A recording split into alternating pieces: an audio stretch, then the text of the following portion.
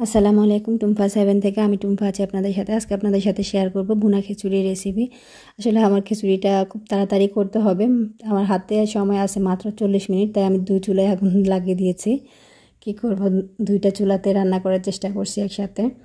আমার হাতে সময় আছে 40 থেকে 45 মিনিট। আমরা সকালেও নাস্তা করি না, দুপুরেও রান্না করে নেই। এখন খিদাটা অনেক বেশি লাগছে, তাই তাড়াতাড়ি রান্নাটা করতে হবে। এখানে আমি কিছু পেঁয়াজ বেরেস্তা করে নিচ্ছি, আর এই চুলায় কিছু মুরগির মাংস ভেজে নিচ্ছি।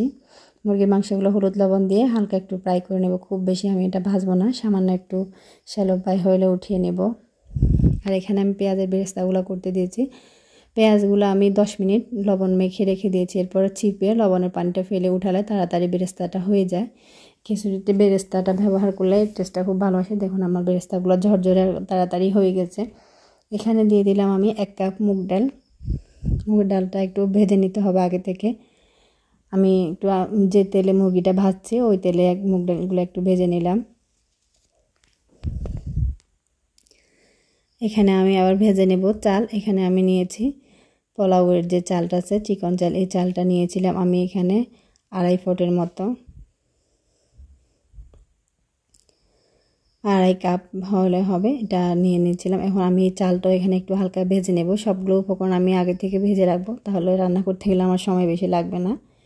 এখানে আমি দিয়ে দিলাম পেঁয়াজ, 1 কাপ দিলাম পেঁয়াজ কুচি, আর দিয়ে দিলাম রান্নার তেল, দিয়ে দিলাম এখানে রসুন কুচি, হালকা একটু ভেজে নেব। এখানে দিয়ে দিলাম আদা বাটা,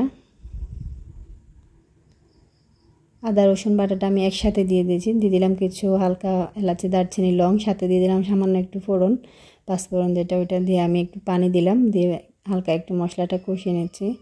এখানে আমি দিয়ে দিলাম 2 টেবিল চামচ হলুদের গুঁড়া, 1.5 টেবিল চামচ মরিচের গুঁড়া, 1.5 টেবিল চামচ মশলার গুঁড়া, এটা জিরা ধনিয়া লঙ্কা সবগুলো গুঁড়া করা, লবণটাও দিয়ে দিলাম। মশলাগুলো কষানো হয়ে গেছে, উপরে তেল বেশি উঠছে। এই পর্যায়ে আমি এখানে দিয়ে দিলাম চিকেনগুলো, যেগুলো আমি আগে থেকে একটু ভেজে রেখেছিলাম। আমার রান্নাটা একটু তাড়াতাড়ি করতেছি, তাই আবার একটু কষানো হয়ে গেছে, তেলটা উপরে উঠে আসছে। আমি এখন দিয়ে দিলাম মুরগিটা রান্না করার জন্য একটু পানি। এখানে আমি যে পেঁয়াজের বেরেস্তা করে রেখেছিলাম তার কিছুটা এখানে দিলাম, আর কিছু আমি রেখে দিয়েছি, পরে দেব। যখন আমরা হয়ে আসবে তখন দেব কিছু, আর কিছু আমি খাওয়ার সময় উপরে দেব। এখন আমি মশলাটা ঢেকে কষানো দেব। 10 মিনিটের মতো আমি একটু কষিয়ে নিয়েছি। কষানো হয়ে গেলে আমি এখানে দিয়ে দেব ভেজে রাখা মুগ ডালগুলা।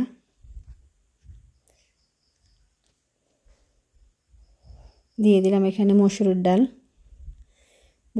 আমি এখানে মুগের ডাল দিয়েছি 1 কাপ, মসুর ডাল দিয়েছি 1 কাপ, আর চাল দিয়েছিলাম আমি মেজারমেন্ট কাপের 2.5 কাপ।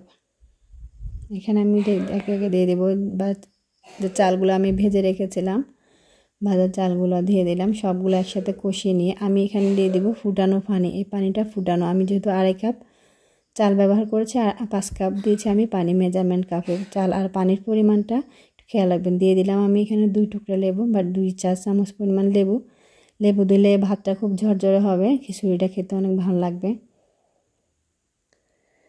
চাল যদি আপনাদের 2 কাপ বা 2.5 কাপ হয়, ওই সেক্ষেত্রে পানি দেবেন, যে পরিমাণ চাল তার দ্বিগুণ পরিমাণ পানি দিতে হয়। এই মেজারমেন্টটা মনে রাখলে সবসময় পোলাও, খিচুড়ি, বিরিয়ানি সবগুলো ঝরঝরে হয়, সুন্দর হয়। এখানে আমি দিয়ে দিলাম কিছু কাঁচামরিচ, 6-7টার মতো, একটু স্মেল আসবে। আমি এটা ঢেকে রেখে দেব 10 মিনিট মতো। এটা আমি লো আছে 10 মিনিট ঢেকে রেখেছিলাম। একদম আঁচটা কমিয়ে রাখবে এক্ষেত্রে, নাহলে পুড়ে যাবে, নিচে লেগে গেলে পরে খাওয়া যাবে না। এখন আমি এটা চুলার আঁচটা বন্ধ করে দিয়েছি, দেখে নিচ্ছি এটা কীরকম হয়েছে। দেখুন পানিটা একদম শুকিয়ে গেছে, যেহেতু আমি চাল আর পানির পরিমাণটা সমান দিয়েছিলাম।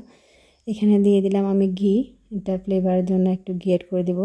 ভুনা খিচুড়ির সাথে ঘিটা দিলে ভালো লাগে। 2 টেবিল চামচ দিয়ে দিলাম ঘি, আর উপর থেকে দিয়ে দিলাম পেঁয়াজের বেরেস্তা, যেটা আমি আগে তুলে রেখেছিলাম। তো আমার খিচুড়িটা রেডি। ধন্যবাদ সবাইকে, আল্লাহ হাফেজ।